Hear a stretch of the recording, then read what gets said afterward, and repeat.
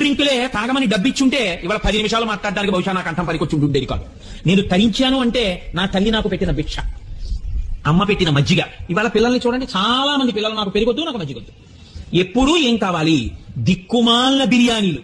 అమ్మలు అలాగే ఉండి పెడతారు, లోపల దాహం పెంచేసేటటువంటి పదార్థాలు, రజోగుణ భూయిష్టమైన పదార్థాలు, తమోగుణ భూయిష్టమైన పదార్థాలు. సత్వగుణ ప్రధానమైన ఆహారమే కొరబడిపోతుంది. నేను ఈ మధ్య కాలంలో ఓ చదువుకుంటున్న పిల్లతో ఒక మాట అన్నాను. అమ్మా, మేము బ్యాంకుకి వెళితే ఎప్పుడైనా విత్డ్రాయల్ ఫామ్ రాసుకోవాల్సి వస్తే ఆ విత్డ్రాయల్ ఫామ్ నింపుకోవడం రాని వాళ్ళు మా దగ్గరికి వచ్చి, అయ్యా ఒక 500 రూపాయలకి విత్డ్రాయల్ ఫామ్ రాసి పెట్టండి అని అడిగేవారు. అడుగుతుంటే ఇప్పటికీ ఎవరికైనా విత్డ్రాయల్ ఫామ్ రాసి పెడుతుంటాం. అలా ఇంకొక 8 ఏళ్ళో 5 ఏళ్ళో దాటిపోతే తెలియనటువంటి వాడు, ఈ తరం వాడు ఎవరైనా హోటల్కి వెడితే, ఎప్పుడో తప్ప హోటల్కి వెళ్ళడం అలవాటు లేని వాడు హోటల్కి వెడితే ఒక సహాయకుడిని తీసుకెళ్లవలసి ఉంటుంది బ్యాంకులో విత్డ్రాయల్ ఫామ్ రాసినట్టు. ఎందుకంటే వాడు ఇప్పుడు ఏమి చెప్పడు, మీకు ఓ కార్డు ఇస్తాడు.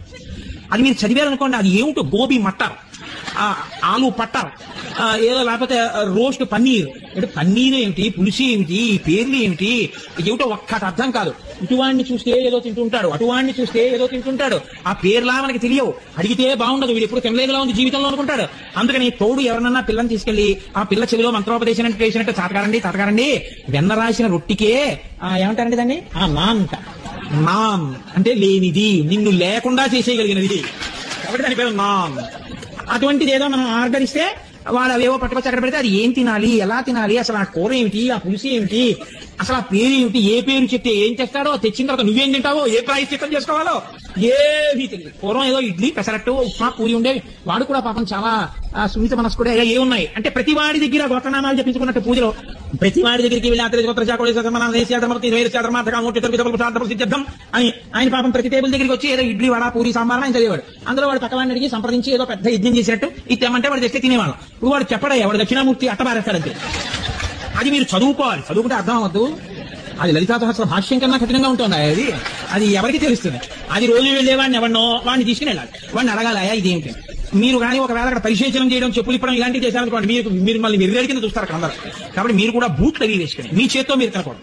ఏదో పులి పంజాలంటివి కొన్ని ఉంటాయి, దాంతో ఇలా పట్టుకుని ఇంకో దాన్ని పొడిచి పీకి మీరు తింటే మీరు చాలా సంస్కృతి ఉన్నారు. మీరు అలా చేయలేకపోయారనుకోండి, మీరు సంస్కృతి విహీనులు. ఏ జాతిలో ఇంటికి వచ్చిన వాళ్ళకి మజ్జిగిచ్చిన జాతిలో ఇది మన జాతి సంస్కృతి. వాళ్ళ పొరుగింటి పుల్లకూర రుచి, అక్కరలేనివన్నీ నెత్తికెత్తుకోవడమే. ఏది అసలు మన సంప్రదాయమో అది మనకు అక్కర్లేదు. అలా చెప్పిన తల్లులు లేరు, నన్ను క్షమించండి. నోర్మోయి బిర్యానీ ఏమిటే, అన్నం తిను, పప్పు అన్నం కలిపి పెడతాను తిను అన్న తల్లి లేదు. ఆవిడ అడిగింది, ఈవిడ అదో వండుతుంది. కాబట్టి పిల్లల్ని ఎందుకు అనాలి? పిల్లలు తప్పే ఉంది. అమ్మ వండి పెడితే వాళ్ళకి అలవాటు అవుతుంది. ఇది ఉంది, అక్కడ 103 కనపడుతున్నాయి, ఇది మార్చది అది మార్చిది, దానికే మనకి టైం లేదు, ఇంకా పిల్లలకి ఎక్కడ వండి పెడతాం మనం?